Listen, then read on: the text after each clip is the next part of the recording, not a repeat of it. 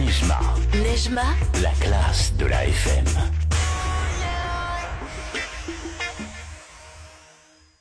أم زين هي ترجع لعائلة سيدي تلين اللي موجودة في فريانة ولاية القصرية. سيدي تلين هو مات في جبال أوراس في الجزائر، وجابوا له رفات نتاعو توا في مدفون في في فريانة ولاية القصرية، ومع أحفاده وولاده كلهم. اسمه سيدي تلين. سيدي تليل. سيدي تليل. سيدي تليل.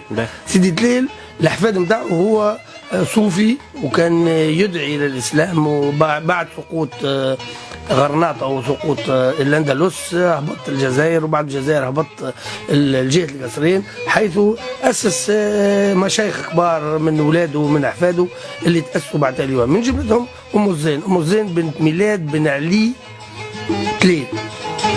هذا أم الزين هي من أحفاده، مش مولودة في القصرين في تلين، مولودة في المهدية. مولودة في المهدية، وقع فما قحط كبير في جهة المهدية، هربوا الجمال، هبطت سيدي فرج الأنصاري في زاوية قنش. سيدي فرج الأنصاري سكنت فيه غادي، فما بيوت فما كذا، سكنوا غادي، ومعها أخوها علي، فهمت، سكنوا في وسط سيدي تليل في زاوية سيدي فرج الأنصاري.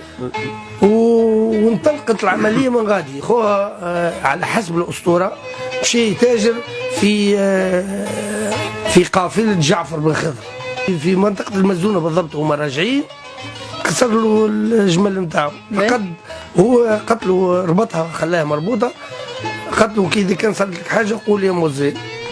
هو راقد عندها هيك، قال يا مزين، يقوم يلقى الجمل نتاعو. سبحان الله. سبحان الله. هي هذه الأسطورة.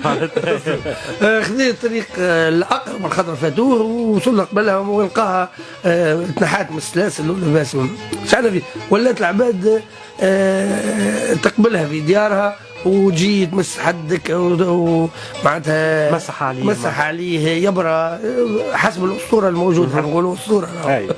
جمال كانت باشية، فهمت.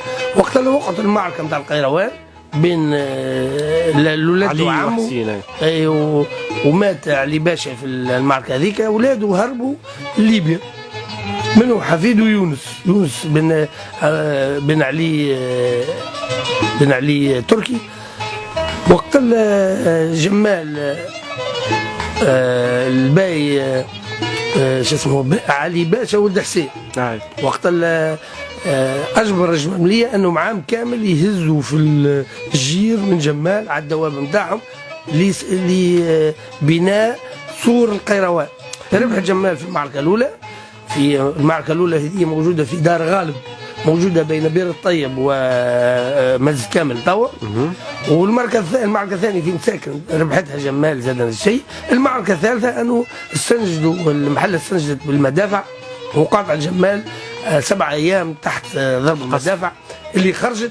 أغلبية أهالي جمال خرجوا، توا 70% منهم موجودين في قصور الساف. في دخولهم الجمال يلقوا أم الزين، استقبلتهم أم الزين، وهم يقدروا ياسر لأن أم الزين ترجع إلى جدها عثمان بن عفان ثالث الخلفاء الراشدين. فهذا ما مسوهاش، استقبلتهم وكذا. وقت اللي شدوا جعفر بن خضر وعملوا له اليمينوت، فهمت، جاوا قدام الزاويه نتاع ام الزين، وجات الغنايه على الباب دارك، على الباب دارك نتاع عائشه. الغنايه هذه هي اللي حكيت على قصه جعفر بن خضر وهروبه الى ام الزين وقالت له يا بين العسكر اشفع في جعفر، فهمت.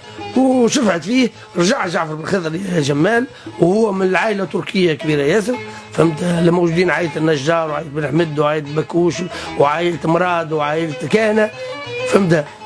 العائله هذه كل العمليه هذه خلات ام الزين اللي وضعها جعفر بن خضر، بنى لها القبه نتاعها وخلاها في وضع انه ما عادش يمس حد، لانه هو اكبر عنصر في جمال، وهو قائد المدينه وقائد الجنوب كل بحيث تدخلت باش منعته من الموت وعفى عليه علي باشا.